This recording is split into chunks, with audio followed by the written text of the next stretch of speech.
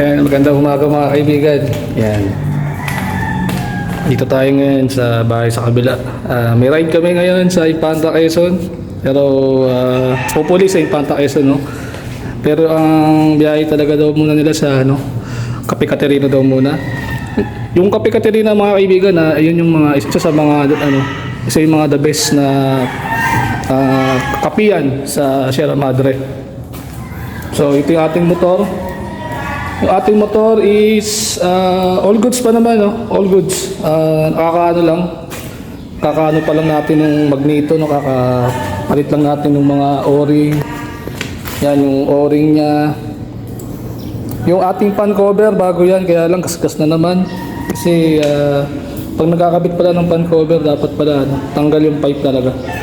Kaya lang, kabibili ko lang yan eh. Baka sa susunod, palit na lang tayo ulit ng pan cover kasi may gasgas na. Kasi ang priority ko talaga ngayon sa ating motor, ating torque drive.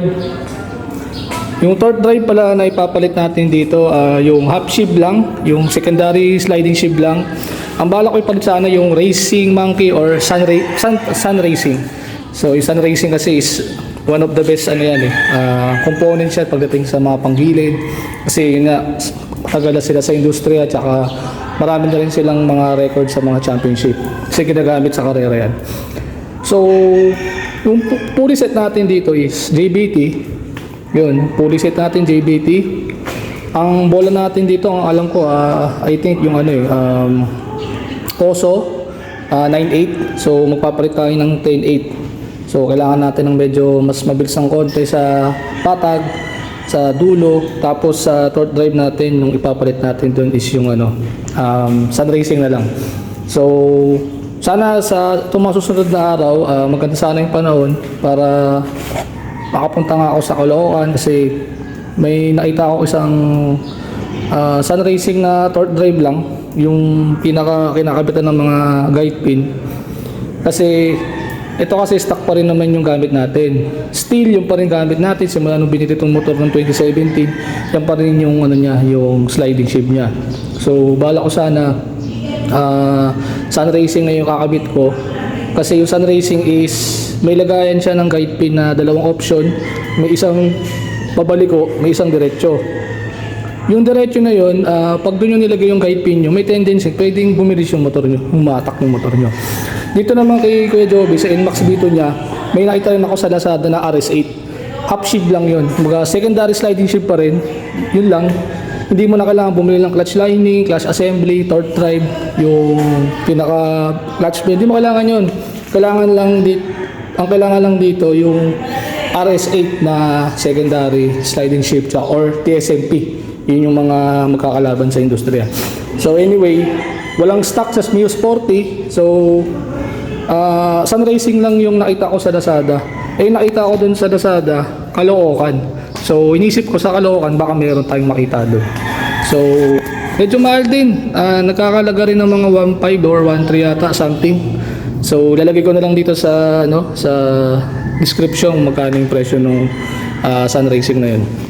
Kasi yung Sun Racing is may option, pwede mo ilagay yung guide pin sa pa-oblong na paliko, meron din naman oblong na padiretso. So i-ano ko yun, i-combine ko na yun dun sa RS8 natin na 1K center spring para kahit pa paano yung ating motor delay yung takbo pero may pa rin, may dulo pa rin.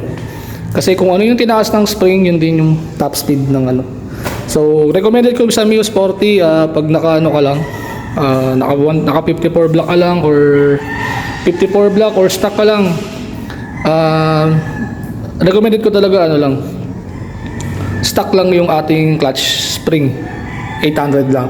Sa 1K lang sa center spring lang tayo mag 1K kasi based on my experience kasi nag 1K ako, medyo yung takbo, matigas yung acceleration niya.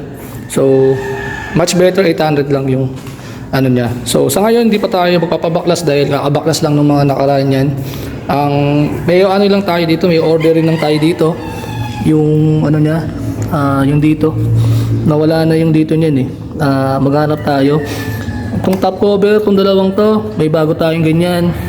Pero bago ko ikabit yung top cover na yun, papaliguan muna natin tong motor.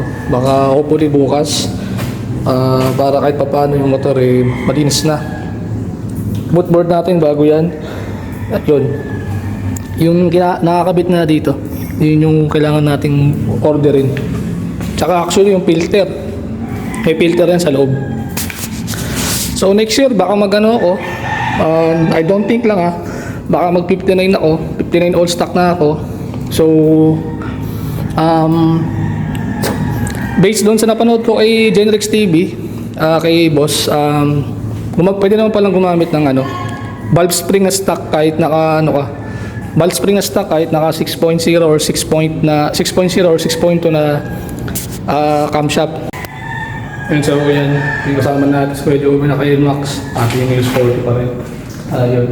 So nasabi ko sa inyo yung mga natin, yung mga kailangan nating palitan dito sa susunod. Kasi okay naman to, yung ating card pala, kakabili lang natin, 24mm yung card natin. Yun yung pinaka-update dito.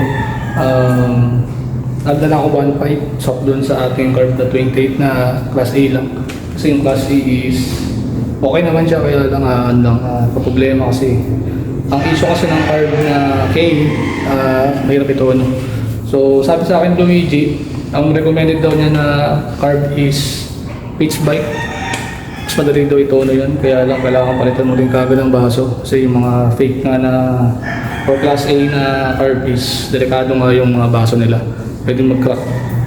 Nagka-crack kasi yung mga yung mga pag nagka-crack kasi yung yung piston yung baso, pwede tendency na nagtatanso ng mga piston niyan tsaka pwede masira.